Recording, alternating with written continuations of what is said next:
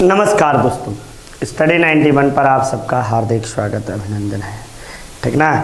तो आज हम सब जो प्रमुख बातें करेंगे ये आपको किससे संबंधित बातें होंगी।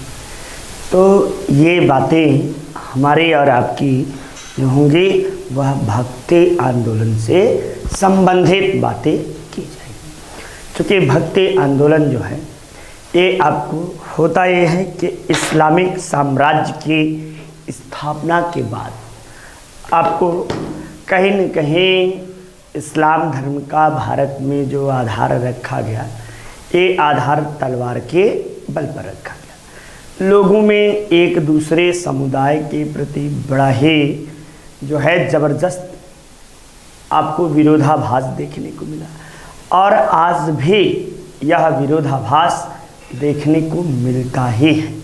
ठीक ना।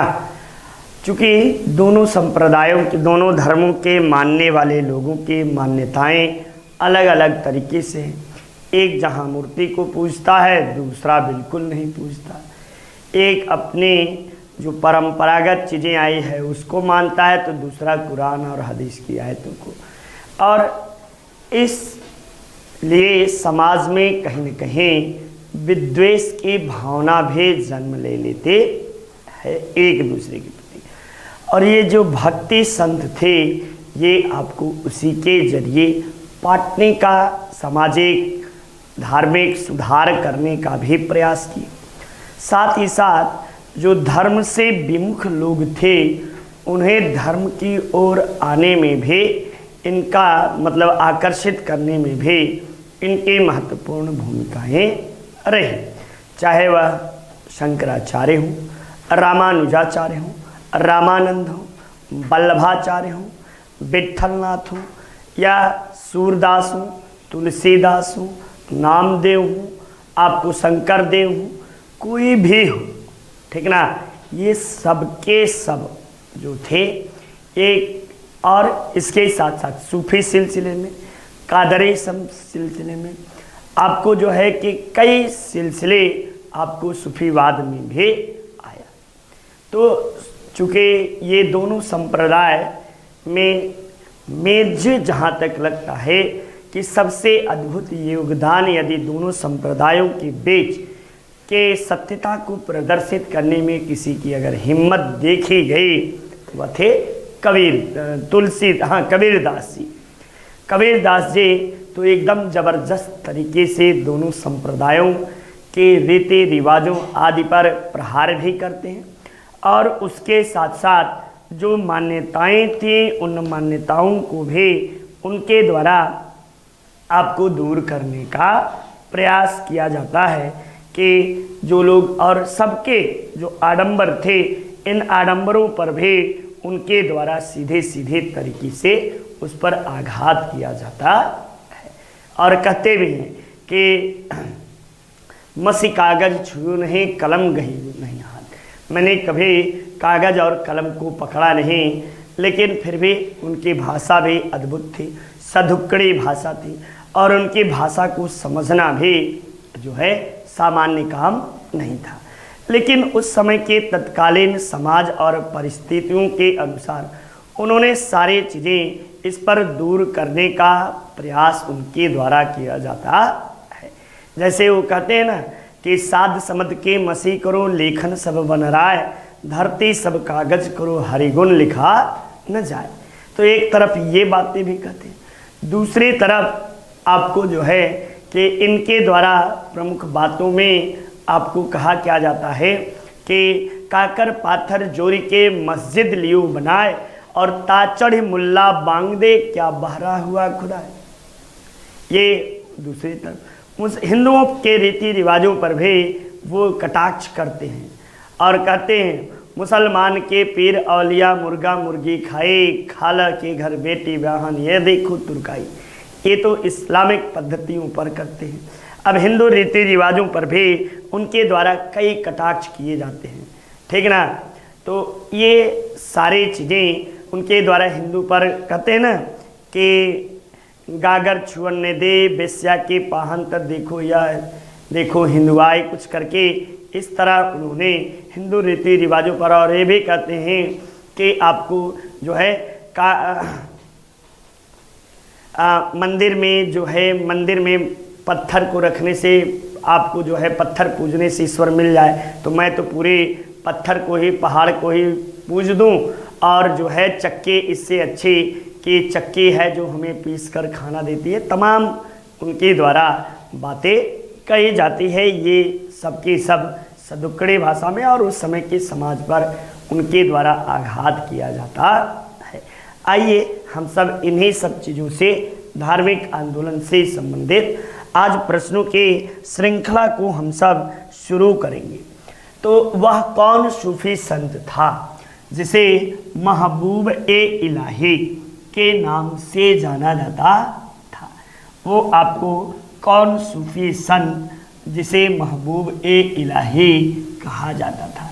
ख्वाजा मोइनुद्दीन चिश्ती या शेख निज़ामुद्दीन औलिया, ये आपको कुतुबुद्दीन बख्तियार काके या बाबा फरीद, इनमें से आपको कौन माना जाता है? तो आपको जो है कि महबूब ए इलाही, ये आपको किसे कहा जाता है? तो शेख निज़ामुद्दीन औलिया को महबूब ए इलाही कहा जाता है। जबकि भारत में आपको जो है कि सूफीवाद के स्थापना करने का श्रेय आपको जो है ख्वाजा मोइनुद्दीन चिश्ती को है, और इनकी दरगाह जो है ये आपको भारत में सूफी वाद के स्थापना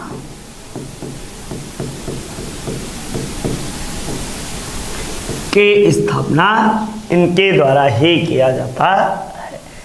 निज़ामुद्दीन औलिया कौन थे? तो निज़ामुद्दीन औलिया जो थे ये आपको 7 सुल्तानों के दरबार को इन्होंने देखा था। 7 सुल्तानों के दरबार को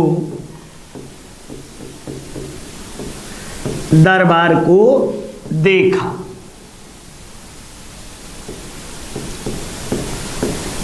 आपको कुतुबुद्दीन बख्तियार काकी, ये आपको इन्हीं के नाम पर कुतुब मीनार की नींव पड़ी।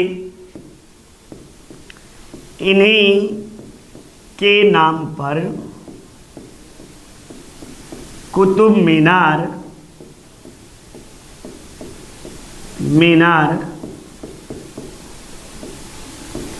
की नींव पड़ी, और बाबा फरीद जो थे इन्हें शकरगंज के नाम से, या आपको इनके जो कही हुई बातें हैं ये आपको किस में मिलती है?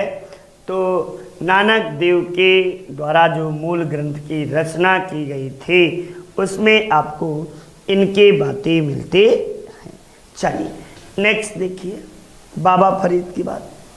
आपको सूची 1 को सूची 2 से मिलान करने के लिए दे दिया गया है। आपको एक तरफ जो है संत हैं और दूसरे तरफ उनसे संबंधित जाति दे दी गई है कि कौन से भक्ति संत किस जाति से हैं, ठीक ना? ये आपको दे दिया गया है।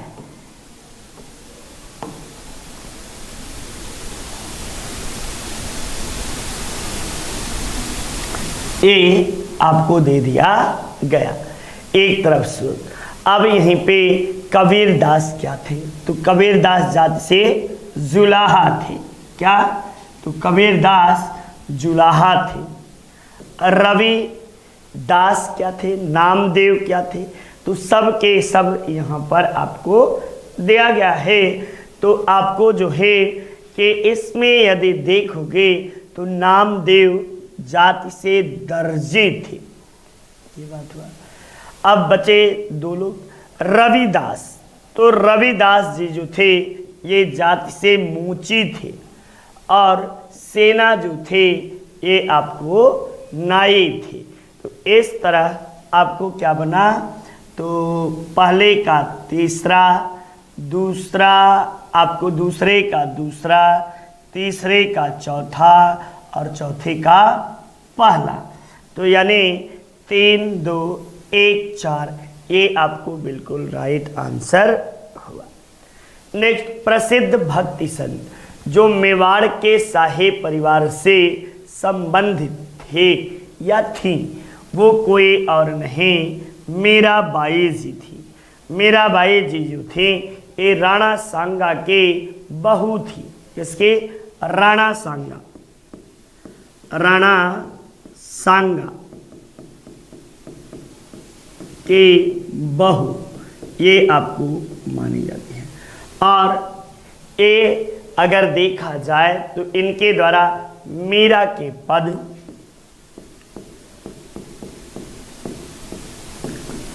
मीरा के पद, इनकी जो भाषा थे ये ब्रज शैली में, ब्रज शैली में इन्होंने भक्ति के रूप में जो है गीतों का गायन किया।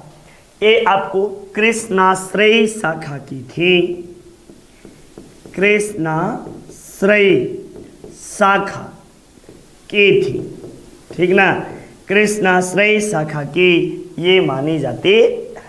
साथ ही साथ आप कह सकते हो कि इन्होंने कई बार प्रश्न पूछा कि श्री कृष्ण को किस रूप में इन्होंने पूजा, तो इन्होंने श्री कृष्ण को पति के रूप में उनके पूजा की, ठीक ना।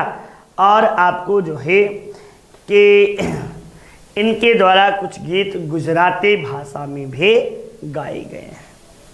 नेक्स्ट, महाराष्ट्र के का सबसे महान कवि और संत कौन था? तो ये आपको रामदास, नामदेव या एकनाथ या तुकाराम। तो तुकाराम जी जो थे ये महाराष्ट्र के सबसे महान संत में से माने जाते हैं, जबकि सब के सब आपको जो है महाराष्ट्र से ही हैं। इनके द्वारा बरकरी संप्रदाय, बरकरी संप्रदाय के स्थापना की गई। इन्होंने बरकरी संप्रदाय के स्थापना की।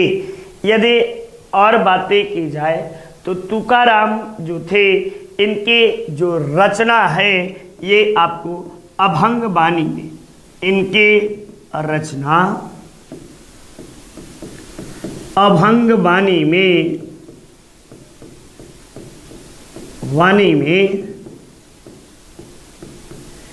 मिलती है। कहाँ पर? अभंग वाणी में इनके रचना आपको मिलेगी। आपको समर्थ गुरु रामदास की बात की जाए तो ये शिवाजी के समकालीन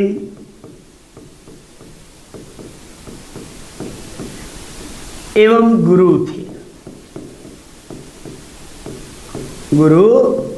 थे, ये समर्थ गुरु, इनका पूरा नाम समर्थ गुरु रामदास था।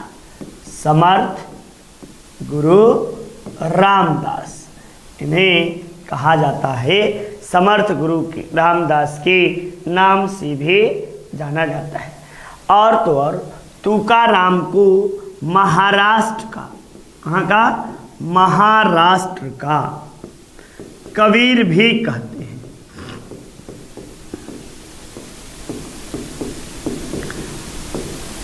चूंकि ये बहुत पढ़े लिखे नहीं थे, लेकिन ये समाज में विद्यमान कुरीतियों पर विशेष रूप से आघात किया करते थे और उसके विषय में बताया करते थे। नेक्स्ट, कृष्ण जीवन परक प्रेम वाटिका काव्य के रचना किसके द्वारा किए गए? तो प्रेम वाटिका जो है ये रसखान के द्वारा ये आपको रचा गया। किसके द्वारा? रसखान के द्वारा, और बड़े ही मार्मिक अंदाज में श्री कृष्ण के इन्होंने आपको पूजा की। इसमें कुल दोहों की संख्या जो है, इसमें दोहों की संख्या कितने हैं? तो इसमें दोहों की संख्या बच्चा आपको 53 है। और अरे भाई कुछ कविताएं मैं अब भूल गया हूँ, ठीक ना, ये आपको जो है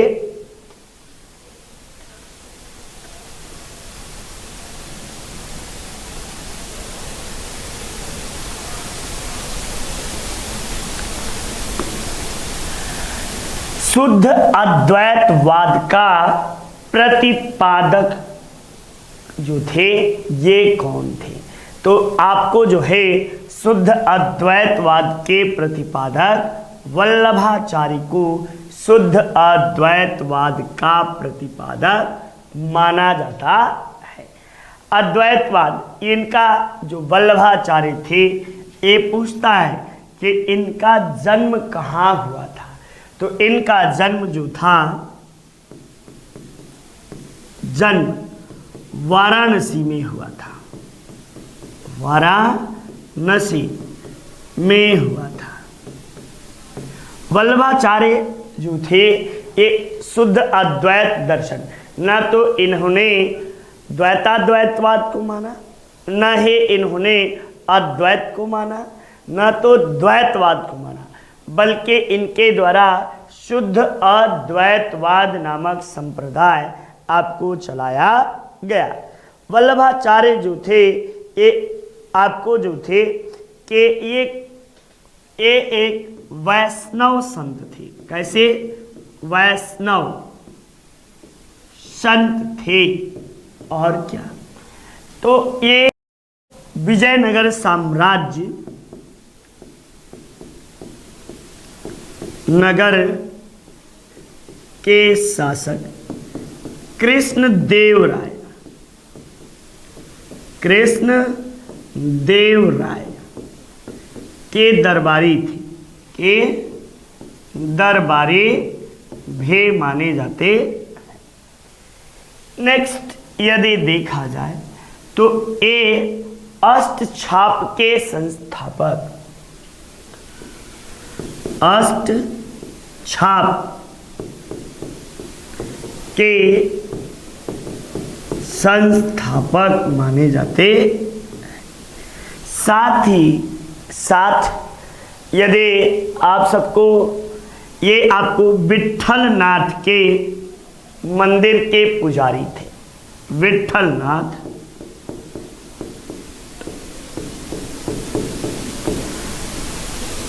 मंदिर के पुजारी। विट्ठलनाथ कोई और नहीं बल्कि श्री कृष्ण को विट्ठलनाथ कहा गया है। नेक्स्ट देखिए, काम रूप में वैष्णव धर्म को लोकप्रिय बनाने का आपको किसे जाता है? तो ये शंकर देव जो हैं, इन्हें आपको लोकप्रिय बनाने का कहाँ पे? कामरूप। कामरूप कहाँ है? तो उड़ीसा में, ठीक ना, उड़ीसा में आपको वैष्णव संत, उड़ीसा नहीं, ये मैंने शायद गलत बोला है, असम में है कामरूप का मंदिर। यहाँ पे आपको माँ तारा का मंदिर भी है और काले की भी है, ठीक ना। कामाख्या देवी मंदिर कामरूप में ही आपको जो है ये कामाख्या मंदिर यहीं पर स्थित है, ठीक। नेक्स्ट, एकाशरण संप्रदाय के स्थापना, एकाशरण संप्रदाय के स्थापना की। एकाशरण संप्रदाय के स्थापना इनके द्वारा की गई और इन्होंने मूर्ति पूजा के प्रधानता को नेग्लेक्ट किया। और इनकी पुस्तक जो है कीर्तन,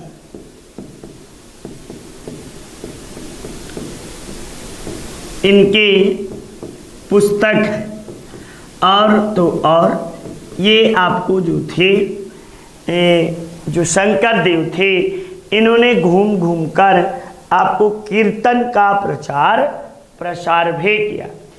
और ये विष्णु और उनके कृष्ण के अवतार को अभीष्ट रूप मानते थे।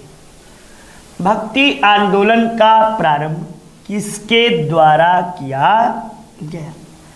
तो यदि वास्तविक रूप से देखा जाए तो भक्ति आंदोलन की शुरुआत जो थे, ये आपको दक्षिण भारत में अलवार और नैनार संतों के द्वारा किया गया। किसके द्वारा? तो अलवार और नैनार संतों के द्वारा किया जाता है। किसके काल में? तो ये यहीं पे नोट कर लो। पल्लवों के काल में दक्षिण भारत में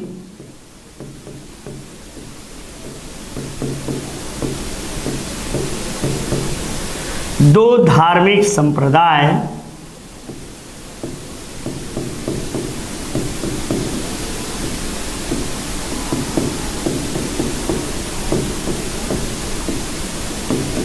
का उदय हुआ।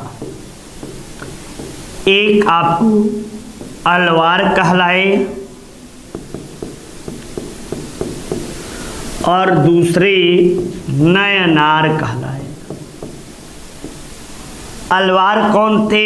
तो ये वैष्णव मत के थे। नयनार कौन थे? तो ये शैव मत के थे। अलवार संतों की संख्या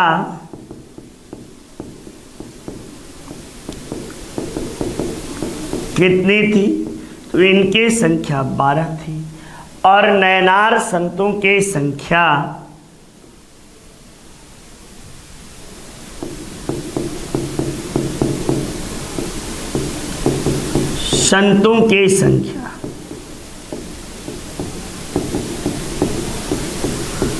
नैनार संतों की संख्या कितनी थी? तो नैनार संतों की संख्या 63 थी। और एक अंडाला थी जिसे दक्षिण भारत का मीरा के नाम से जाना जाता है। चलिए नेक्स्ट देखिए, बुद्ध और मीरा के जीवन दर्शन में क्या दोनों में समानताएं थी? अहिंसा का व्रत पालन करना, या निर्माण के लिए तपस्या करना, या संसार दुखपूर्ण है, या सत्य बोलना। तो इन दोनों के अनुसार जो था वह संसार दुखपूर्ण है।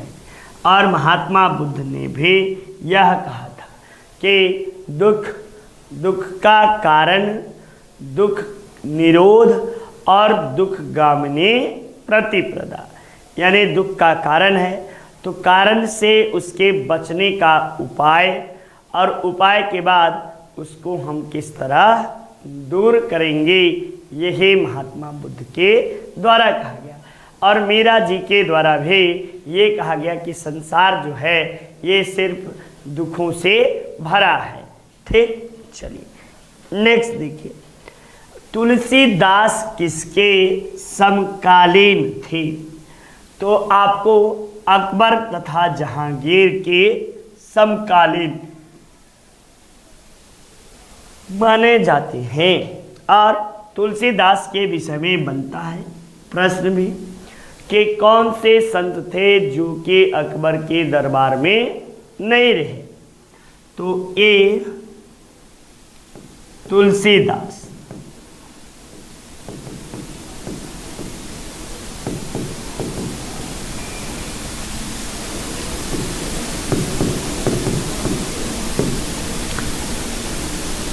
पहला ए अकबर के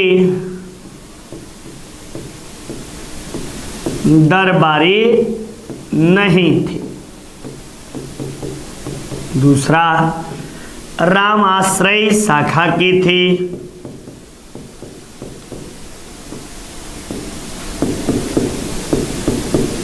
शाखा के थे। इन्होंने रामचरितमानस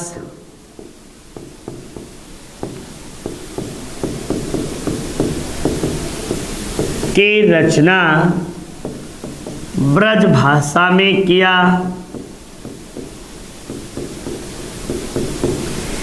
इनका जन्म जो था चित्रकूट में हुआ।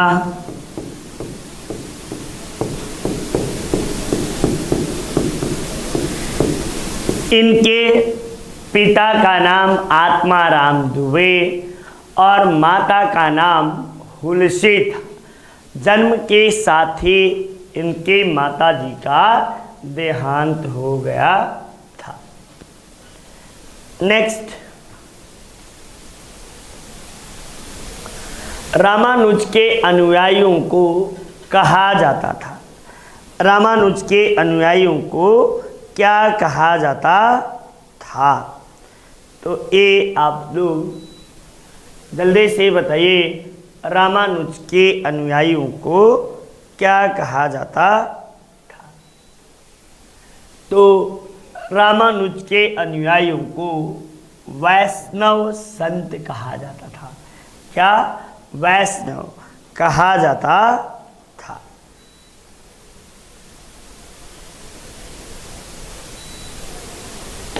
ये हम सब जो है रामानंद को ये चीजें थी। नेक्स्ट आइए, चैतन्य महाप्रभु किस संप्रदाय से संबद्ध थे? तो चैतन्य महाप्रभु भी आपको वैष्णव संप्रदाय के ही संत माने जाते। किसके? चैतन्य महाप्रभु भी वैष्णव संप्रदाय के ही माने जाते। और तो और इनके द्वारा एक संप्रदाय चालू किया गया था जिसे गौड़ीय संप्रदाय भी कहते हैं। क्या कहते हैं? गौड़ीय संप्रदाय। इनके द्वारा गौड़ीय संप्रदाय स्थापित किया गया था। नेक्स्ट आइए, निम्नलिखित में से कौन इस्लाम से प्रभावित था? तो इस्लाम से प्रभावित संतों में नामदेव आपको आते हैं। ये नामदेव जो थे ये महाराष्ट्र के संत थे और ये बरकरे संप्रदाय के भी माने जाते। नामदेव जो थे ये आपको महान संतों में से एक माने जाते हैं। इनके द्वारा बरकरे संप्रदाय स्थापित किया जाता है।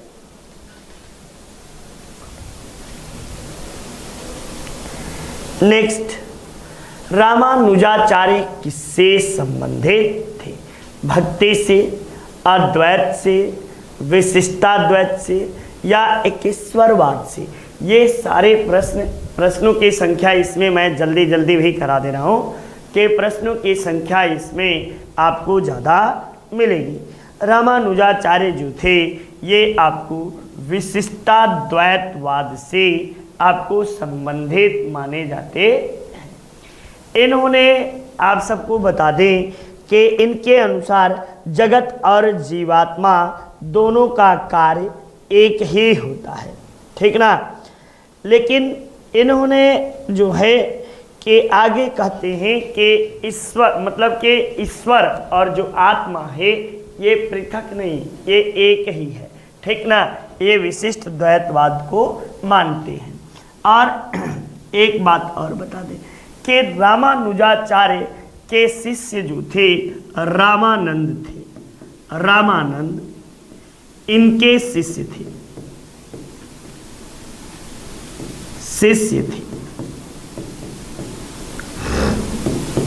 ये बातें, ये भी आपको जो थे ये रामाश्रय शाखा के यानी वैष्णव मतावलंबी संत माने जाते थे। नेक्स्ट, भक्ति संस्कृति का भारत में पुनर्जन्म कब हुआ?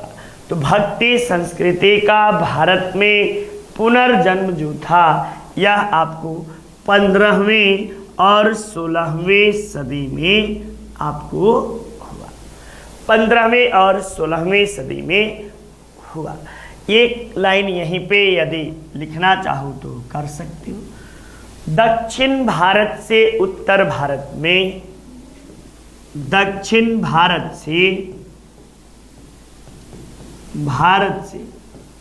उत्तर भारत में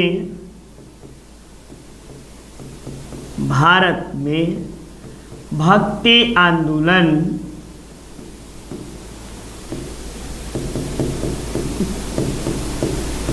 लाने का श्रेय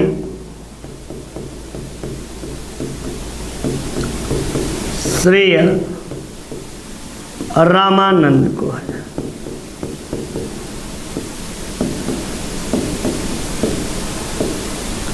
ये आपको प्रमुख बातें हुई।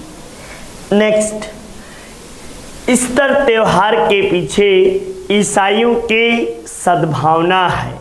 ईसा ने संसार से विदा लिया था, या इस दिन ईसा ने उपदेश दिया था, या इस दिन ईसा पुनर्जीवित हुए थे, या ईसा नाजरत में गए थे। ये आपको जो है कौन से आपको बातें हुई? तो आपको इसी दिन ईसा मसीह का पुनर्जन्म हुआ था। इसी उपलक्ष्य में ईसाइयों के द्वारा ईस्टर त्योहार मनाया जाता है, जबकि गुड फ्राइडे जो है ये आपको इनका एक गुड फ्राइडे भी त्यौहार है। नेक्स्ट, और इनका एक त्यौहार क्रिसमस है। क्रिसमस आपको हमेशा दिसंबर महीने में मनाई जाती है। कौन सा ईसाई संत पशु पक्षियों से प्रेम करता था? तो असीसी के फ्रांसिस, ये असीसी के नहीं, असीसी के संत फ्रांसिस, या संत पॉल, या संत पीटर, या संत थॉमस, इसमें से आपको कौन है? तो संत फ्रांसिस जो थे यही आपको पशु पक्षियों से बहुत अधिक प्रेम किया करते थे। यदि पूछा जाए कि भारत में ईसाई धर्म कब आया, तो भारत में ईसाई धर्म प्रथम शताब्दी में ही आपको आ गया था। और प्रथम शताब्दी में ईसाई धर्म को लाने का श्रेय किसे जाता है? तो ये आपको उसमें गोंदो फर्नेस जो था यह शासक हुआ करता था, और उसी के समय संत थॉमस जो थे ये आपको थॉमस फ्रांसिस। प्रतिवर्ष सूफी संत हाजी वारिस अली शाह के मजार पर मेला आपको लगता है। कहाँ लगता है? तो देवा शरीफ में आपको लगता है। ये देवा शरीफ कहाँ है? तो ये देवा शरीफ आपको उत्तर प्रदेश के बाराबंकी जिले में, यूपी के बाराबंकी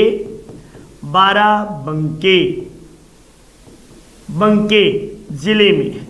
यहाँ पर आपको दोनों संप्रदाय के, हिंदू और मुस्लिम दोनों संप्रदाय के लोग इकट्ठा होते हैं, और चादर हिंदुओं, पहला चादर जो है वह हिंदुओं के द्वारा चढ़ाया जाता है।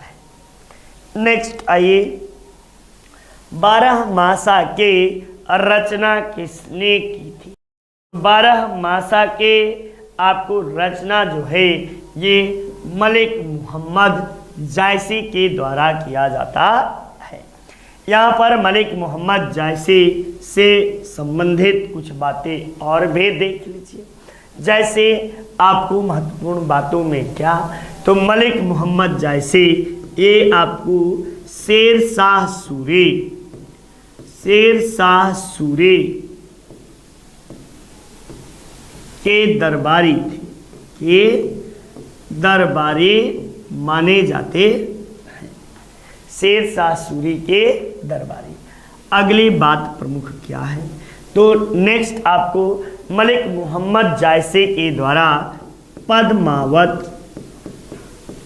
अखरावट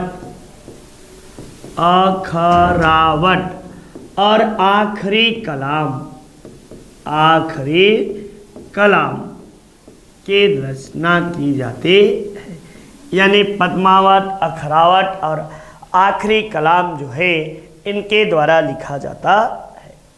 निम्नलिखित सूफी संतों में से किसने कृष्ण को औलिया के रूप में माना, तो कृष्ण को औलिया के रूप में मानने वाले शाह वली उल्लाह जो थे, यही श्री कृष्ण को औलिया के रूप में यानी गुरु या भगवान के रूप में आपको जो है औलिया के रूप में इनके द्वारा ही माना जाता है।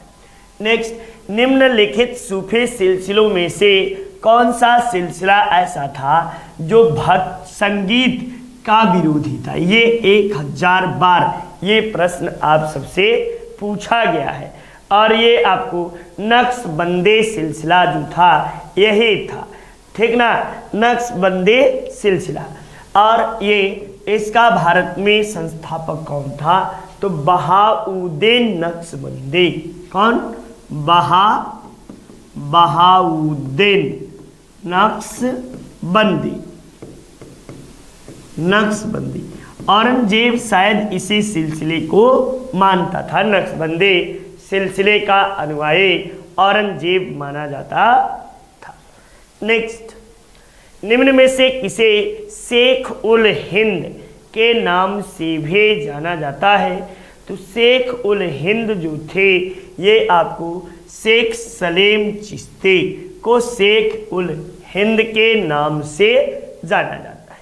ये आपको अकबर के समकालीन थे, अकबर के समकालीन थे। और यहाँ भी बता दें कि जहांगीर का जन्म जो था ये शेख सलीम चिश्ती के दरगाह पर ही इनका जन्म हुआ था, यानी जहांगीर का। नेक्स्ट, प्रसिद्ध संत सलीम चिश्ती रहते थे, कहाँ रहते थे, तो सलीम चिश्ती फतेहपुर सीकरी में आपको निवास करते थे। कहाँ?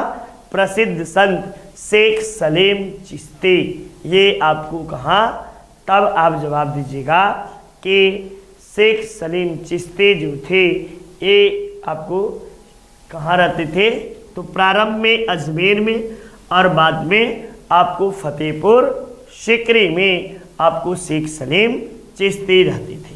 ठीक, तो इसका ये आपको आयोग ने आंसर अजमेर को माना है, जबकि आपको निवास इनका फतेहपुर सीकरी में भी था।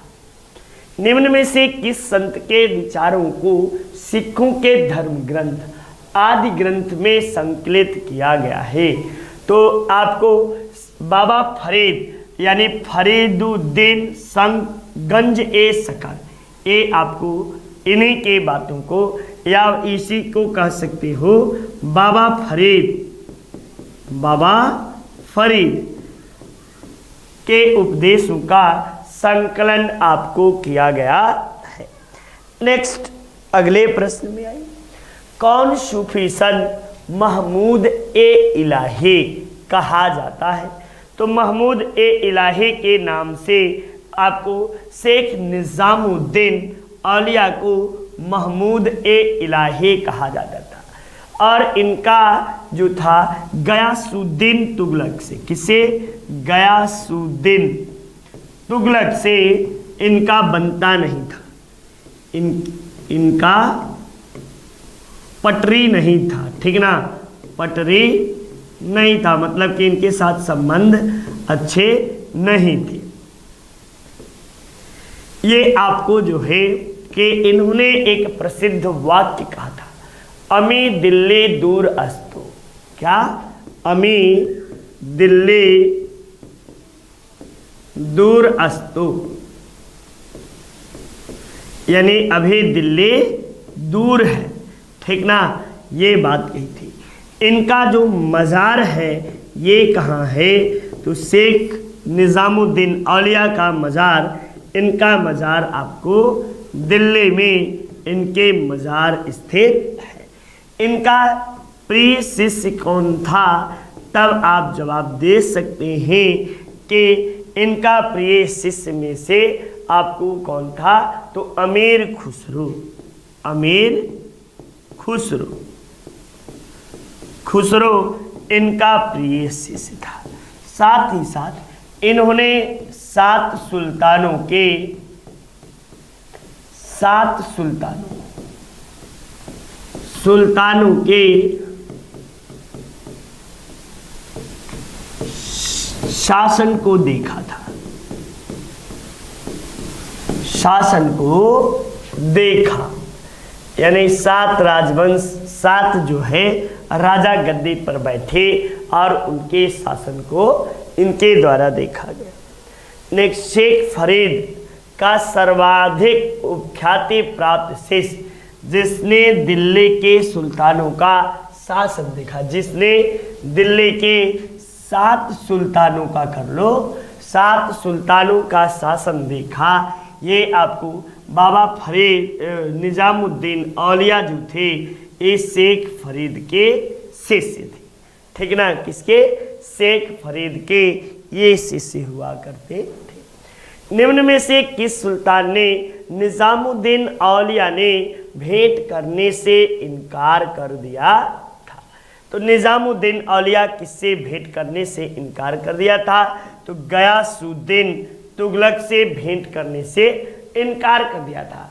और इसी में गयासुद्दीन तुगलक इससे गुस्सा हो जाता है और आपको जो है कि 2 लाख रुपए हर्जाने के रूप में मांग करता है। ठीक ना? और लेकिन बेटा का इस जो गयासुद्दीन तुगलक था, इसके बेटे को तो दोस्त बना लेता है, मोहम्मद बिन तुगलक को पक्का चेला रहता है। ठीक ना? निम्न में से किसे भारत का सादी कहा गया है? तो भारत का सादी आपको किसे कहा गया है? तब आप जवाब देंगे कि अमीर हसन को भारत का सादी कहा गया है। किसे? अमीर हसन को। इनका वास्तविक नाम अब्दुल हसन निज़ामुद्दीन आपको जो था मोहम्मद था। वास्तविक नाम अब्दुल हसन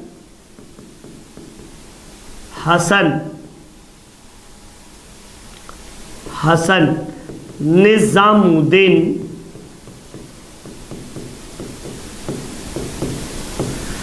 अब्दुल हसन निज़ामुद्दीन अहमद, इसका पूरा नाम था।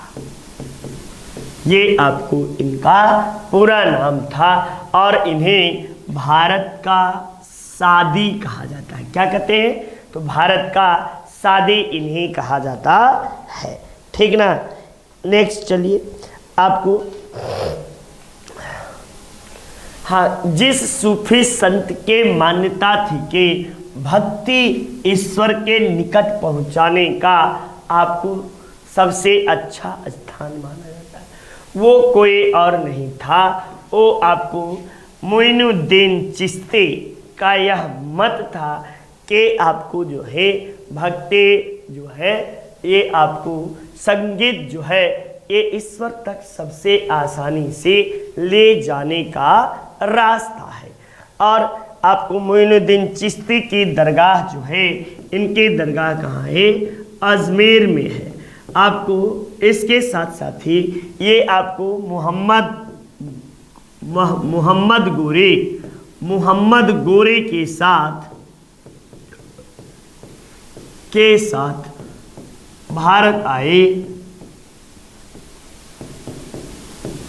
भारत आए और क्या था? तो और बता दें कि इन्होंने सूफी सब सिलसिले के स्थापना की। इन्होंने भारत में सूफी सिलसिले के स्थापना की, यानी सूफी संप्रदाय के स्थापना इनके द्वारा किया जाता है। सिलसिले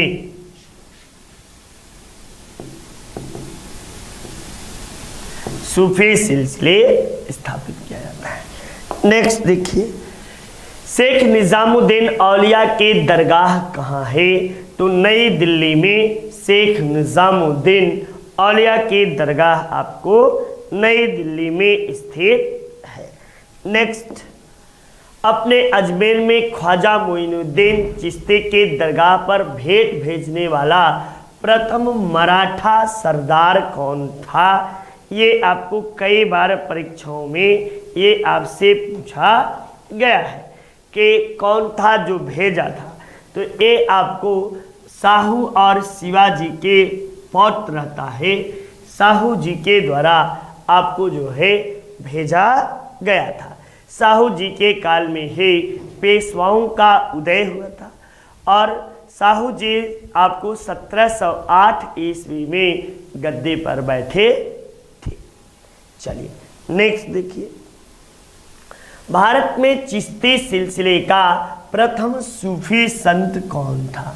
तो चिश्ती सिलसिले का आपको शेख मोइनुद्दीन चिश्ती, इन्होंने ही भारत में आपको सूफी सिलसिले के स्थापना की थी, यानी सूफी संप्रदाय के शुरुआत इन्हीं के द्वारा किया जाता है। नेक्स्ट अगले प्रश्न में आओ, भारत में चिश्तिया सूफी मत को स्थापित किया था, तब भी आपको ख्वाजा मोइनुद्दीन चिश्ती जो थे इन्हीं के द्वारा चिश्तिया सिलसिले के स्थापना की जाती है। ये सारे आपको प्रश्न जो हैं ये परीक्षाओं में हमेशा पूछे गए हैं। भारत में बरकरी संप्रदाय का संत किसे कहा गया है?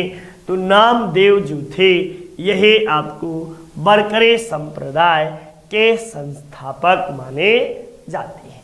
ठीक, नेक्स्ट देखिए, निम्नलिखित संतों को उनके कालक्रम के अनुसार आपको व्यवस्थित करने की बात करता है। तो सबसे पहले आप लोग नामदेव को लगा लीजिए, फिर आप नामदेव के बाद कबीर जी हैं और कबीर जी के बाद आपको नानक जी हैं और नानक जी के बाद आपको 4 हैं। तो पहले आप 2, फिर 1, फिर 4, फिर 3, 2 1, हाँ 2 1 4 3, 2 1 4 3, ये आपको कहाँ है? तो यह है आपको 2 1 4 3। राग गोविंद के रचना किसने की थी? तो राग गोविंद की रचना मीराबाई के द्वारा किया जाता है। किसके द्वारा? मीराबाई के द्वारा। जबकि गीत गोविंद यदि पूछे, गीत गोविंद,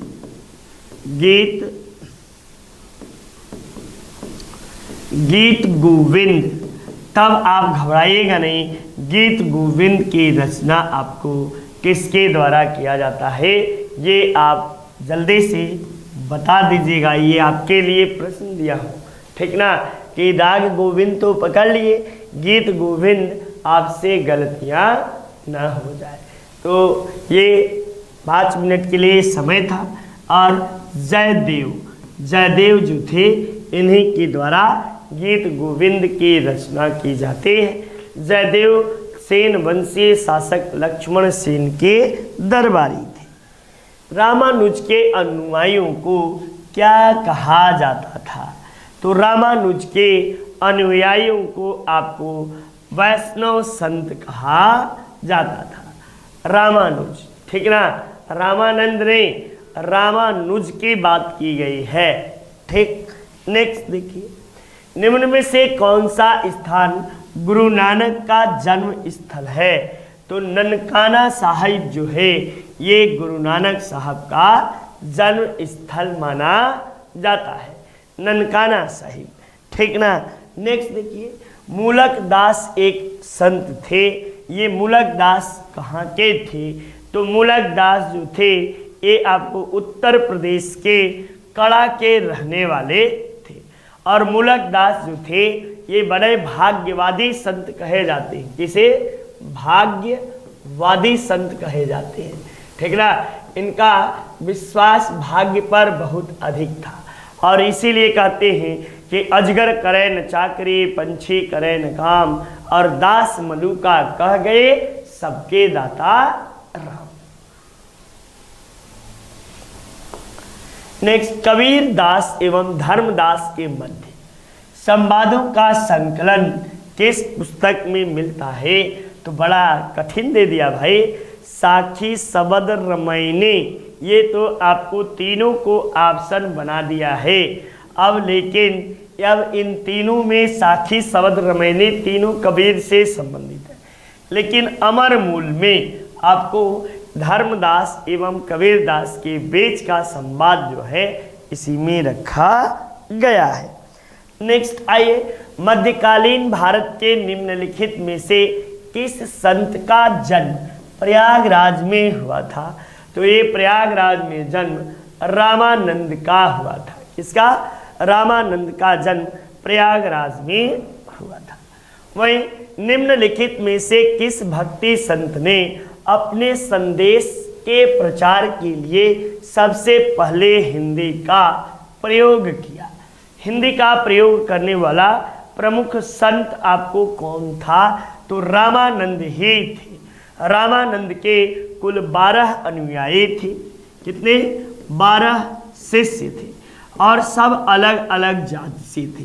ये आपको आश्रयी शाखा के, रामाश्रयी शाखा के मानने वाले थे। कबीरदास से लेकर आपको जो है कि 12 संत और 12 अलग अलग जाति के इनके शिष्य रहते हैं। महाप्रभु वल्लभाचार्य का जन्म स्थले कहाँ रहता है?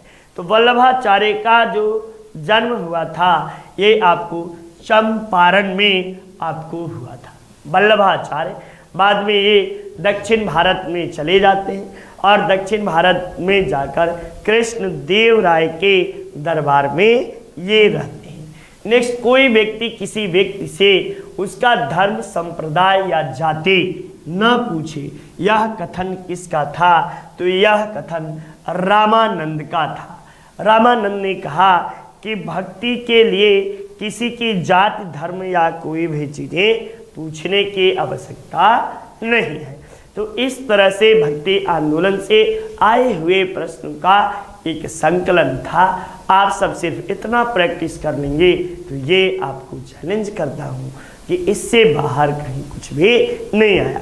लेकिन याद करने को आपको ज़रूर कहा जाएगा कि याद नहीं करेंगे तो आपको आना मुश्किल है। ठीक, तो चलिए मिलते हैं अगले क्लास में। नमस्कार, आपका दिन मंगलमय हो और आप सब कलम कापी नोट्स अपना बनाते चलिएगा। ठीक ना? प्रश्नों की श्रृंखला को नोट्स के रूप में जरूर बनाइए।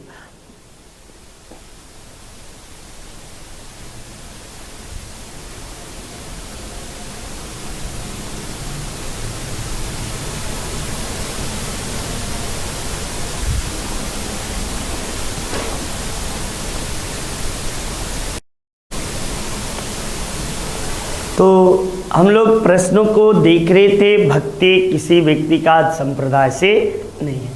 नेक्स्ट अगले प्रश्न की ओर चलते हैं। अगले प्रश्न में अच्छा, तो इस तरह प्रश्नों की श्रृंखला समाप्त हुई। जय हिंद, जय भारत।